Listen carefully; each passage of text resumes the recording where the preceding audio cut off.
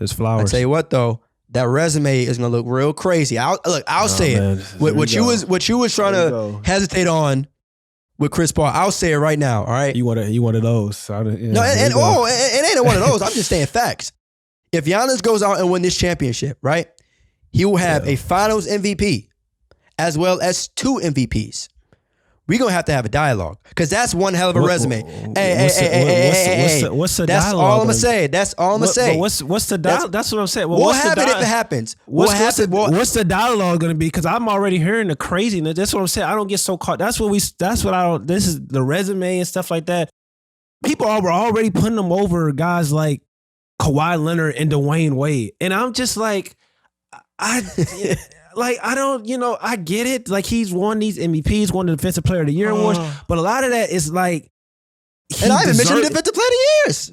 A lot of that he deserved. Man. A lot of that he deserved it, but it's just kind of like some of them MVPs, man. I'm gonna be honest, like, we know how people feel about Steve Nash, and I'm gonna say it like this: an argument can be made about Giannis. Some of them MVPs are very questionable, and even that Defensive Player of the Year award is just kind of like. I don't know. That's what I'm saying. Go Suns.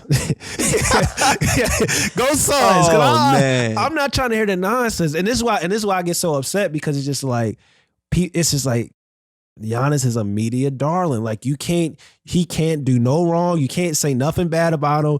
If he plays good, it's like, oh my God. If he plays bad, it's like, it's Chris Middleton, Drew Holiday's fault. It's annoying. You know what? It's annoying. You win though. You one of those. Listen. That media. No. That media darling thing, you can argue is an opinion, right? Whether someone agrees. Fact. No.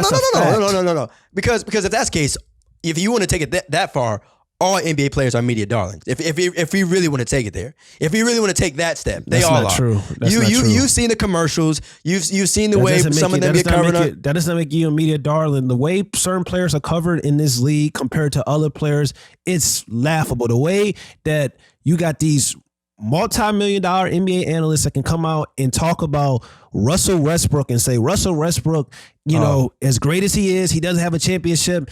And then on the same breath, they can sit up and say, well, Chris Paul doesn't have a championship, but Chris Paul does this, Chris Paul does that.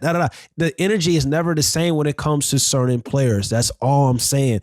It's favoritism when it comes to certain players in the media, and it's people that get scorned when it comes to other players in the media. That's just a fact, man. I can list out several names. We could talk about historically. We could talk about Allen Iverson. We could talk about Kobe Bryant. We could talk about Russell Westbrook. We could talk about a lot of guys, man. We can even talk about Kevin Durant. So it's just kind of like, it's always a difference. And you talk about Luka Doncic. Just look at the young players. Look at the way that people feel about Luka Doncic and the way they feel about Trae Young for years. It's just it took Trae Young going to his first playoffs to quiet some of the noise and be like, yo, I'm here, for people just to start giving him the respect. So it's just like, it's so much that goes on when it comes to the media and favoritism.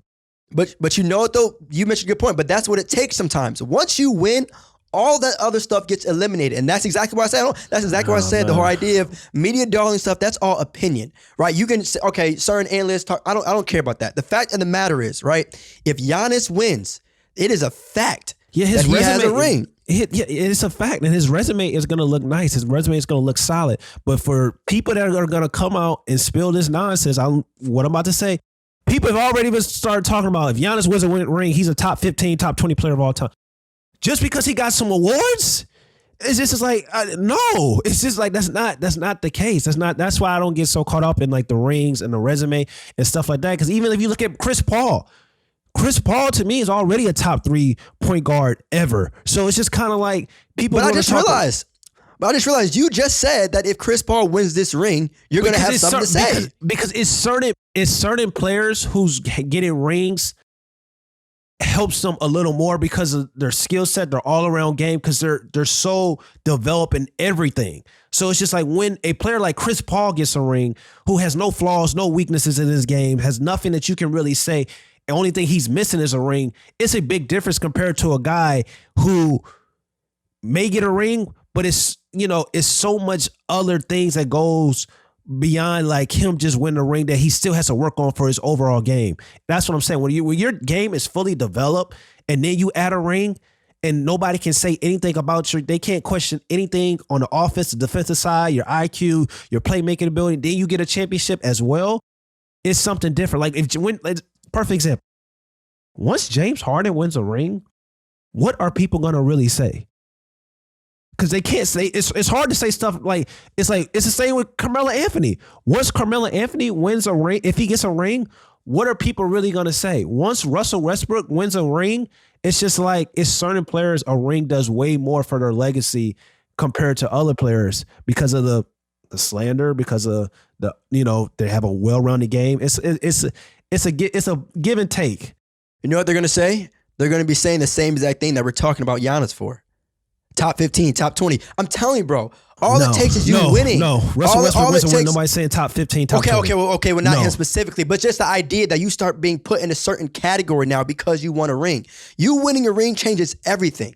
You winning a ring puts you in a different bracket of superstars, and that's just a fact. Carmelo Anthony winning a ring, his all-time rating is not getting higher. That's what I'm saying. It's different structure. It's different structure. I just gave you two. I just gave you two players right there. His all-time ranking is not getting higher. I mean, but you know what though? That's a conversation that has to happen when we list out like 30 players. Because I can't just say yes or no to that without having, the visuals of all the names. I mean, it's like we said before. If Dame, gets added to the Knicks, does that change them?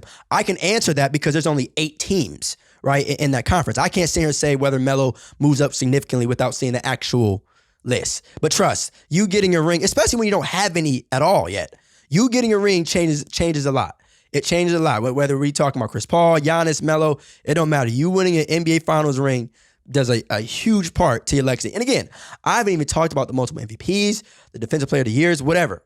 You get a ring at that age. Dialogue's gonna have to happen. Go Suns. Hey, Go Suns.